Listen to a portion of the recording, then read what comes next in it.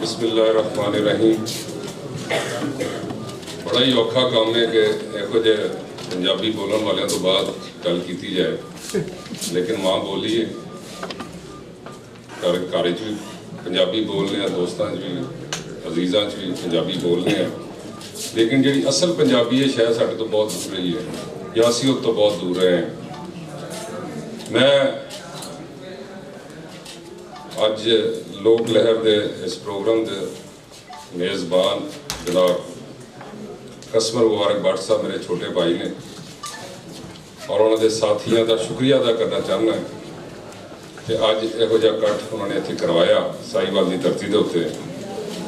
और सब तो बड़ी खुशी इस गल की है कि जिहड़ियां हस्तियां दा असीं नां सुनते सी या जिहड़ियां हस्तियां दे मुतलक सानूं पता लगदा सी कि वो माँ बोली वास्ते काम कर रहे हैं, वो अज साहिवाल की धरती से इत्थे आए ने और मैं एक मेज़बान की हैसियत नाल उन्हां दा शुक्रिया अदा करना जिहड़ियां हस्तियां तशरीफ फरमा ने इत्थे। प्रोफैसर डॉक्टर सईद गुट्टा साहब, मोहतरम जनाब डॉक्टर सरदार विंदर सिंह साहब, मोहम्मद अजहर खान राणा एडवोकेट साहब, प्रोफैसर मोहम्मद जवाद साहब, सारा काजमी साहब और जिन्ने भी आए परौने ने, मैं उन्होंने इस लिहाज का शुक्रिया अदा करना कि उन्होंने साहिवाल एडी खूबसूरत महफिल सजाई। बहुत से ऐसे लफ्ज़ होंगे जो मैं उर्दू और पंजाबी च बोल सकना, जो जी बोली पहले बोल चुके हैं, मैं उस तरह की बोली नहीं बोल सकता।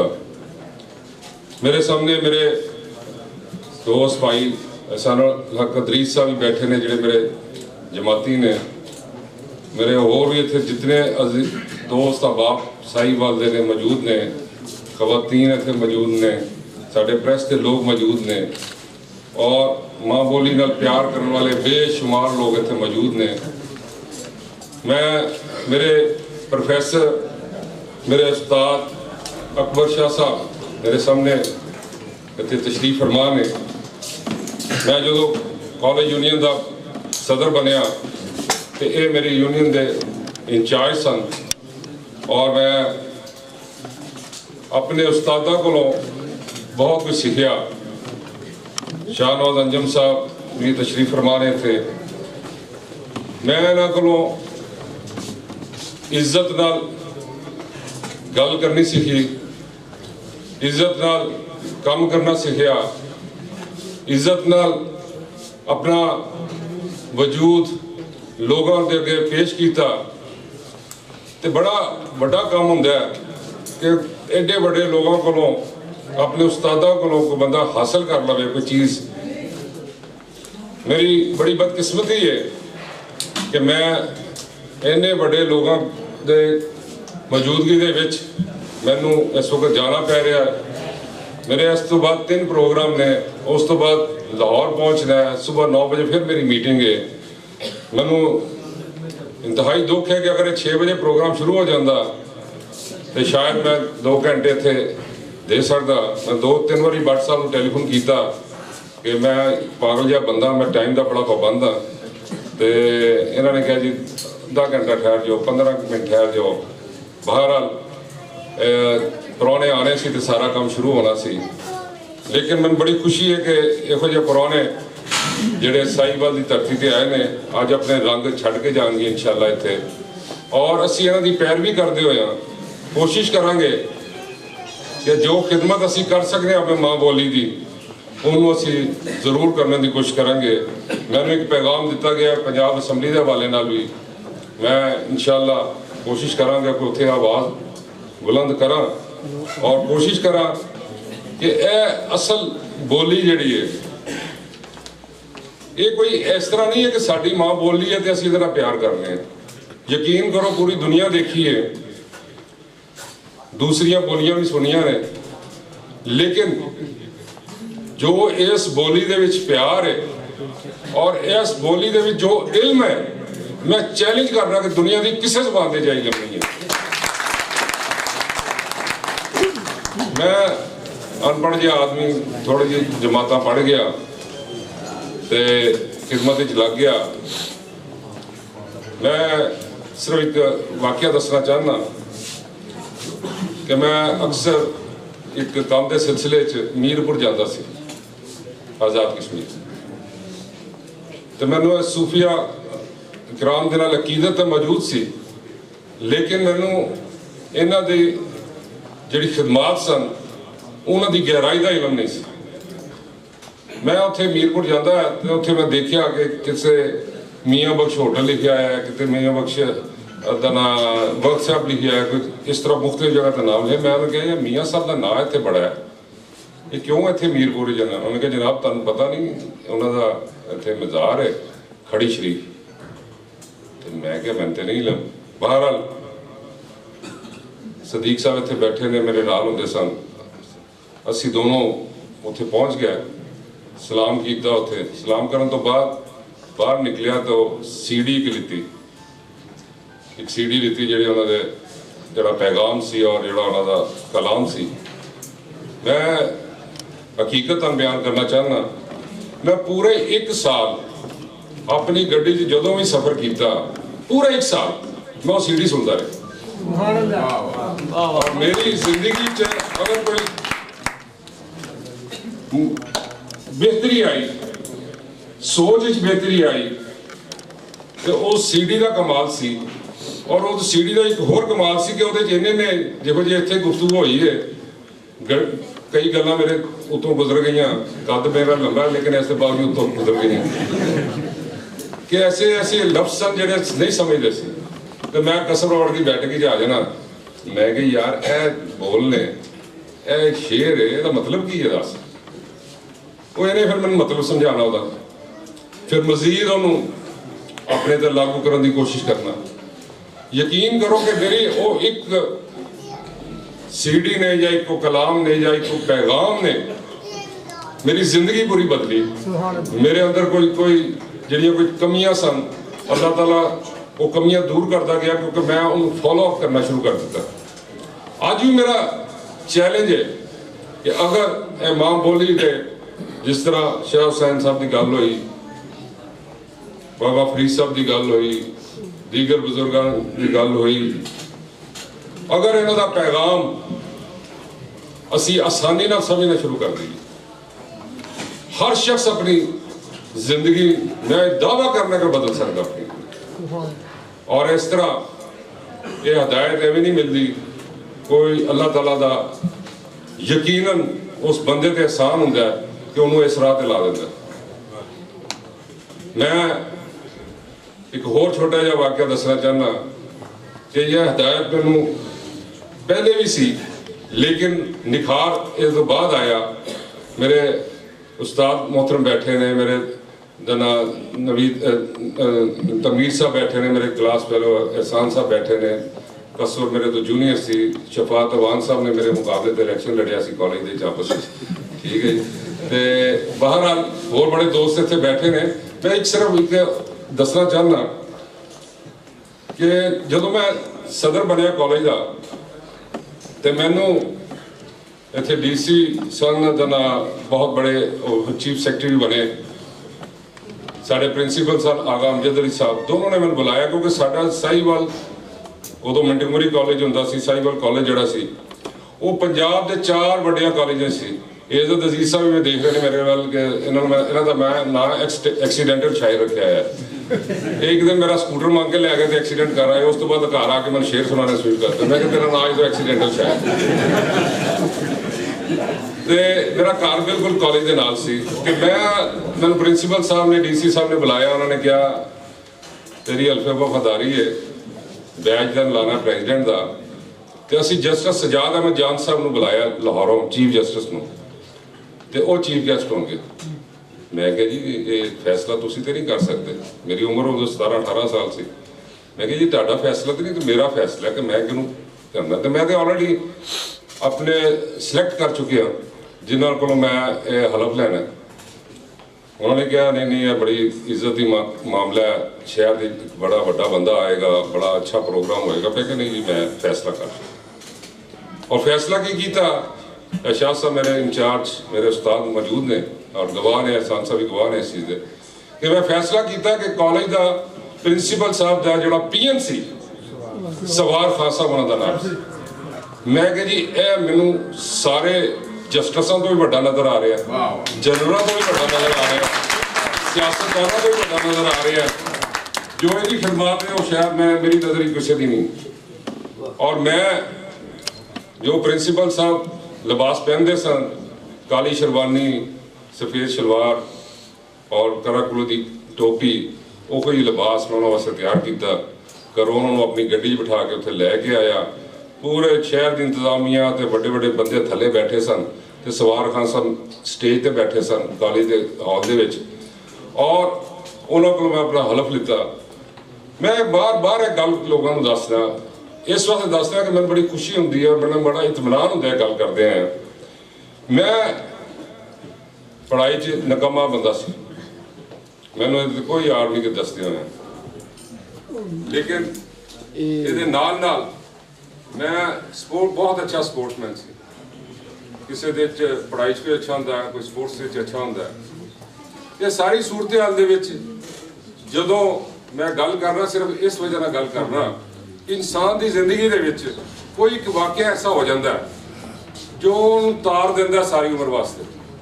और मेरा मैं समझना कि मेरा वो वाकया से जो तारिया मैनू कि जिन्नी देर एक घंटा प्रोग्राम चलता रहा तो वो सवार खान साहब जिस तरह रोए ने स्टेज पर बैठ के और उन्होंने अथरू निकले ने, मैं समझना कि जो दुआवां उस वक्त मैं मिलियां अज तो 42-43 साल पहले अज भी मेरे नाल दुआवां चलदियां यार अज मैं इस मुकाम पर मैंने उन्होंने मौका दिता है इस शहर की खिदमत करने का।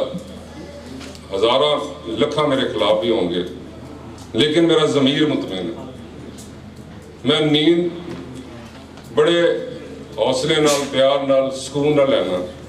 हाँ काम की वजह नाल थोड़ा टाइम नहीं मिलता, सुबह 9 बजे तक चलिया आया तो रात 2 बजे शायद इंशाअल्लाह जिंदगी रही तो लाहौर पहुँचागा और सुबह 9 बजे फिर मेरी अगे मीटिंग है। लेकिन इत्मीनान है कि मैनू अगर यह शोबे च मैं गया तो मैं कुछ करके चलिया। अगर हर इंसान अपने अपने शोबे दे विच अपना हिस्सा पांदा जाए, ये धरती फुल्लां दी धरती और खास तौर साहिवाल जिहदे नाल मैनू मुहब्बत है, तुहानू सारिआं नूं मुहब्बत है और पंजाब दे सपूत जिन्ने इत्थे बैठे ने इन्हां नूं इस धरती नाल प्यार है ते अज इत्थे बैठे ने और अगे वधण की कोशिश करते हैं। मैं समझना कि जिथे इंसान कम करता और फिर इत्मीनान रखता और ज़मीर मुतमिन होंदा है, इस तो वड्डी अल्लाह ताला की इनायत होर कोई नहीं हो सकती। मेरी ख्वाहिश है कि असी माँ बोली नाल अपना प्यार मुहब्बत बढ़ाइए, कोशिश करिए कि इस जुबान नूं फैलाने की कोशिश करिए, समझने की कोशिश करिए और फिर उत्ते अमल करने की कोशिश करिए। मैनू बड़ी खुशी है जदों पता लग्या कि अज एक किताब के बारे इत्थे रहनुमाई भी है, स्पिरिचुअल म्यूजिक ऑफ पंजाब। ये म्यूजिक के जरिए भी एक पैगाम दिता जा सकता है और जिन्होंने काविश की है, जिन्होंने मेहनत की है, जिन्हों की सोच अल्लाह ताला ने सोच यह चीज़ पाई है कि यह भी एक रस्ता है जिन्हों अपना के अपनी खिदमत की जा सकती है अपने माँ बोली की, अपने पंजाब की। मैं उन्होंने सलाम पेश करना चाहना और दुआ करना अल्लाह ताला को कि जिन्ने भी इत्थे साडे प्राहुणे आए ने और जोड़े बाहरों मुख्तलिफ शहरों तो आए ने और हस्तियां ने मेरे वास्ते थे और साडे जो लोगों दसन कुछ आए ने, मैं इंशाअल्लाह यकीनन कोशिश करांगा। कसवर भट्ट साहब को कहांगा कि मैनू जब मैं अगले हफ्ते वापस आवां तो मैनू यदि CD देन ताकि मैं इन्हां प्राहुणां दी जिहड़ियां गल्लां ने और वो गल्लां जिहड़ियां शायद साडे दिमाग च नहीं आंदियां और शायद इन्हां दियां गल्लां सुन के साडा अल्लाह ताला होर बेहतरी वास्ते साडा अमल शुरू करा देवे और इस धरती नाल प्यार का जोड़ा जज्बा है वो होर वधा दे कि जिन्हें अपनी धरती नाल नहीं प्यार किया ना अपने नाल प्यार कर सकता, ना अपने अजीजो कारम नाल प्यार कर सकता, ना अपने दोस्त नाल प्यार कर सकता। तो बड़िया लंबिया गल्लां हो गई। कसुर भट्ट साहब के बारे सिर्फ इन्ना ही कहवांगा कि इन्होंने मैनू कौंसलर का इलैक्शन जो लड़ाया तो उदों बड़िया मैं उत्थे बैठा आ तस्वीर देख रहा सी ते यकीनन उधरों ही आई ने उत्थे ते इन्हां दे भी वड्डे भाई ते मेरे भी वड्डे भाई जो मैं कौंसलर का इलैक्शन लड़िया तो मेरे वो पंफलेट जोड़े बनते सन वो मुकद्दस भट्ट साहब इन्हों के भाई जोड़े ने आर्ट्स कौंसल के उत्थे वो बना के भेजते सन। यकीन करना कि वो ऐसे खूबसूरत साढ़े वो बनते सन पंफलेट कि एक स्टेज ऐसी आई कि लोगों ने फ्रेम करके खरीदना शुरू कर देते। और मैं आज जो देख रहा सी तो मैंने मेरा पक्का गया उधर कि मैं क्या भी उतों की इंशाअल्लाह उतों ही आए नहीं चीज़ां। तो ऐसे ऐसे लोग हैं ने जो धरती नाल भी प्यार करते हैं, बंदियां नाल प्यार करते हैं, मुहब्बत दला के भेजते हैं। तो अल्लाह ताला उन्होंने सारे सलामत रखे, अल्लाह ताला तुहानू ही सलामत रखे, अल्लाह ताला सानू इस शहर के इस पंजाब की धरती की खिदमत करने की तौफीक अता फरमाए और इहो जे परौणियां बार बार सानू मौका मिले इन्हां नाल बैठण दा, इन्हां को सीखण दा। आखिर ते सिर्फ एक खुशखबरी देना चाहना, परसों मेरी लाहौर एक मीटिंग सी जिहड़ी कि भट्ट साहब ने बड़े खूबसूरत अंदाज किया कि हड़प्पे तो गल तुरी और फिर बाबा फरीद के हुंदियां अगे इस धरती का साहिवाल का नाम चलिया। असी हड़प्पे नूं भुल गए सी, साडे कुछ समझ च नहीं सी कि हड़प्पा चीज़ की है। 3500 साल पुरानी जगह और जिहदा नाम दुनिया ते बड़े अच्छे अंदाज लिता जाता, लेकिन सानू शायद तौफीक ही नहीं हुई कभी उत्थे जाने की। अल्हम्दुलिल्लाह इंटरनेशनल हैरीटेज डे का नाम असी भेज दिता और बहुत जल्द 50 करोड़ का मनसूबा ये वास्ते तैयार किया जा रहा है। और इंशाअल्लाह पंजाब हुकूमत ने मियां शहबाज शरीफ साहब ने मेहरबानी फरमाई 20 करोड़ रुपया सानू दिता है जिहदे नाल असीं उहदी बाउंड्री वॉल कर रहे हैं। और जिहड़े लोग उत्थे काबज सन या समझते सन साडी जगह, असीं उन्होंने उंज धिक्के मारन के बजाय उन्होंने पैसे दे के तो उठाया। 20 करोड़ असीं उन्होंने पहले दे चुके हैं। हुण इह ते मनसूबा बन रहा 50 करोड़ रुपए का, क्योंकि इंटरनेशनल हैरीटेज बनने वाला है और ये साडी पहचान है। मैं अमेरिकन कौंसल जनरल नाल एक मीटिंग सी लाहौर, तो उन्होंने कहा कित्थे रहिंदे हो तुसीं? मैं कहा जी मैं साहिवाल मंडगुमरी पहले हुंदा सी। उन्होंने मंडगुमरी का नाम तो पछाणिया। उन्होंने कहा do you live near Harappa? मैं कहा yes I live near Harappa. मगर उन्होंने हड़प्पा का पता सी, ना साहिवाल का पता सी, ना मंडगुमरी का पता सी, उन्होंने हड़प्पे का पता सी। उन्होंने कहा मेरा दिल करता मैं हड़प्पे जाऊँ। तो असी अपने असासियां भुल ही बैठे हैं, लेकिन कोशिश मेहनत हिस्सा पाइए। कुछ मैं हिस्सा पा जाऊँगा, कोई मेरे बाहर कोई आने वाला हिस्सा पा दे। हिस्सा पाते जावांगे तो चीज़ां वधदियां जाणगियां। अल्लाह ताला मेहरबानी फरमाएगा। मैं कसुर भट्ट नूं कभी एप्रीशिएट नहीं किया, सामने बैठा है। इन मैं यही कहना तू कुएं का बैंड के उत्थे बैठा रहना। इन मैं अक्सर जाके जो कोई डिस्कस करी ना मामला ये ऐसे ऐसे मैंने अगे तो वो फार्मूले दसदा, मैं कि यार तू कभी बाहर तो निकल के दे, दुनिया बदल चुकी है। तू अंदर बैठे कुएं का बैंड मैं दस देना कि इंज कर लो इंज कर लो इंज कर लो, दुनिया बदल चुकी है। लेकिन अज मैंने समझ आई है कि ये अंदर बैठ के भी बाहर देखता पाया। और अज का कट्ठ जड़ा यकीनन एक खूबसूरत कट्ठ है। और मैं बहुत लंबी जी गुफ्तगू कर गया, लेकिन दिल बड़ा चाहता सी कि तुहाडे कोल बैठा, लेकिन मजबूरी है। अल्लाह ताला तुहानू सलामत रखे और इंशाअल्लाह जिंदगी रही तो फिर मिलते रहेंगे। पाकिस्तान जिंदाबाद।